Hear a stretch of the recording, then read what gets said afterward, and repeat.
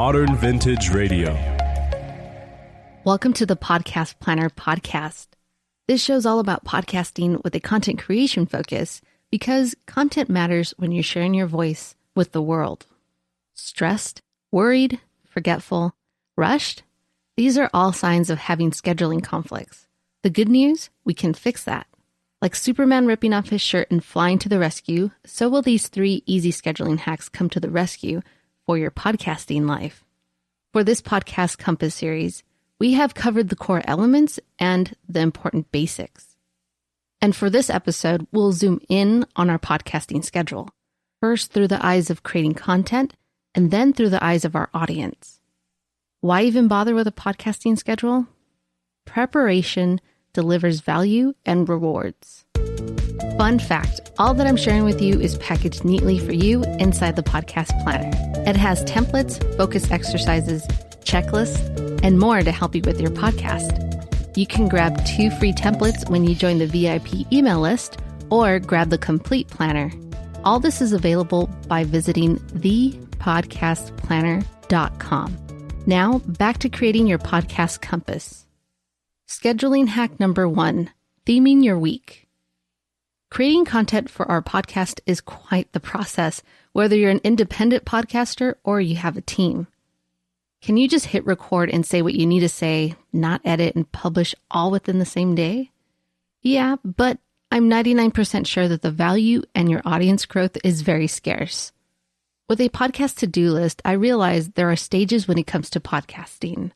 Prepare, record, edit, and publishing.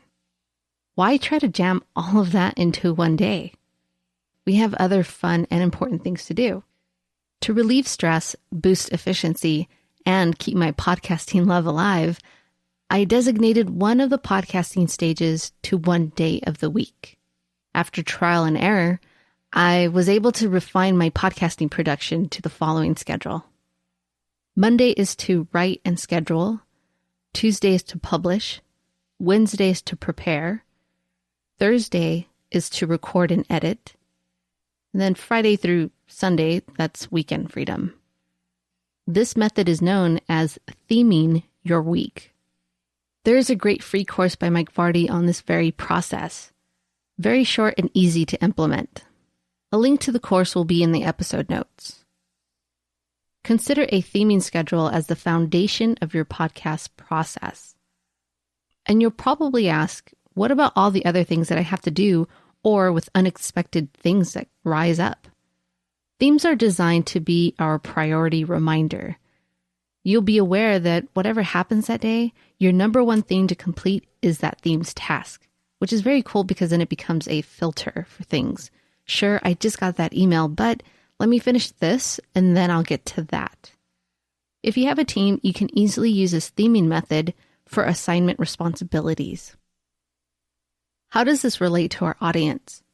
If you're consistent with your scheduled themed days, your audience will subconsciously learn when to expect new content from you. This goes for your podcast, email newsletter, and your social media. For example, Tuesday is the main trigger for my audience because that's when I publish a new episode and send out a newsletter with a few extras. Thursday is another trigger for my social media audience because most often than not, I'll hop on Instagram and shoot an Instagram story showing the behind the scenes. Then I'll repurpose that video, posting it on Twitter and Facebook. This is just the tip of having our schedule ironed out and rewarding us with a lot of value for us and our audience. Scheduling hack number 2, time blocking.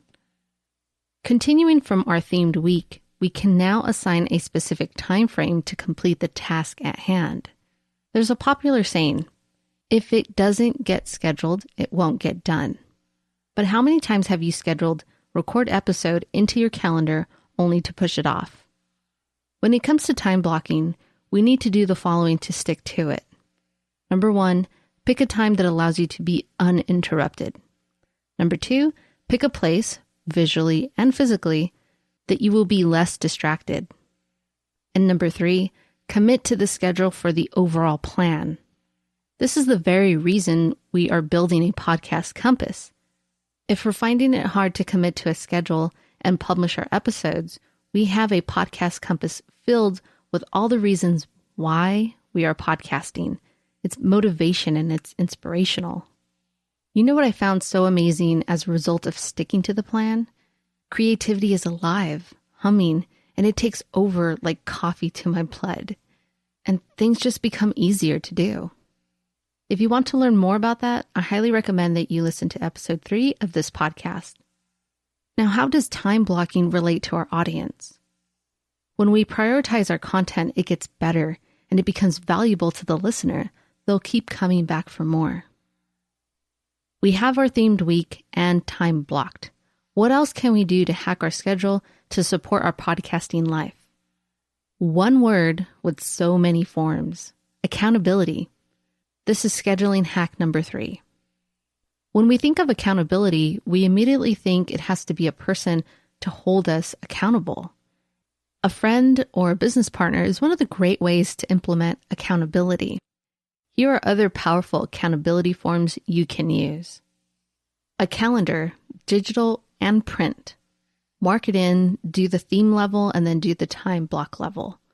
Number 2, use a task management tool like Todoist or Trello to send reminders. Number 3, use a group of podcasters. Head over to vipodcaster.com. Your business.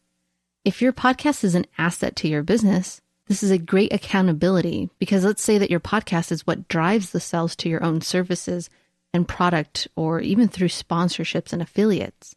That's a great accountability form. Number 5, your audience. Once your audience is hooked on your content, they'll ask for more if they see you went off schedule. And number 6, the podcast planner. Something that's a fun fact for me to share with you because I've been told by those who have purchased the planner that the planner itself is an accountability factor. It's on their desk like it's staring at them to do the podcast. So there are your 3 easy scheduling hacks to support your podcasting life.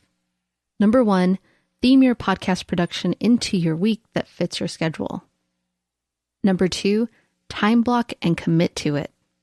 Number 3, add accountability to the mix. I was going to mention batching as a hack, but you know your strengths better than anyone else. Also, no podcast is ever the same. So if you can combine any of the podcasting tasks, do it, but don't force it because you drive yourself to burnout, pod fading. Okay, we'll continue to build out our podcast compass on the next episode by focusing on measurements, sort of like stats. Did I catch your attention with that word? Make sure you're subscribed so that you get the next episode automatically. Thank you for listening to the Podcast Planner podcast.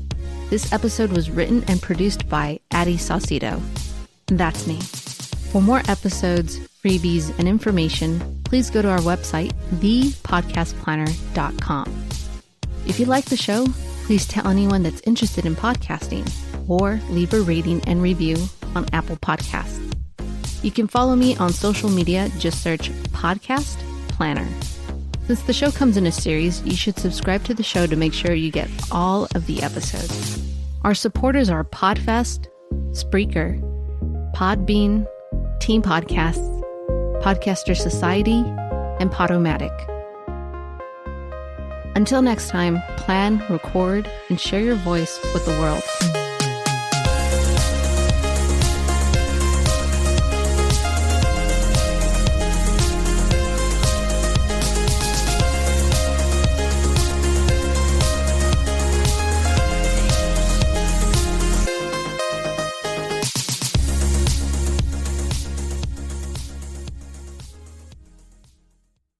Fortune favors the prepared mind. Louis Pasteur. Thanks for sticking to the end.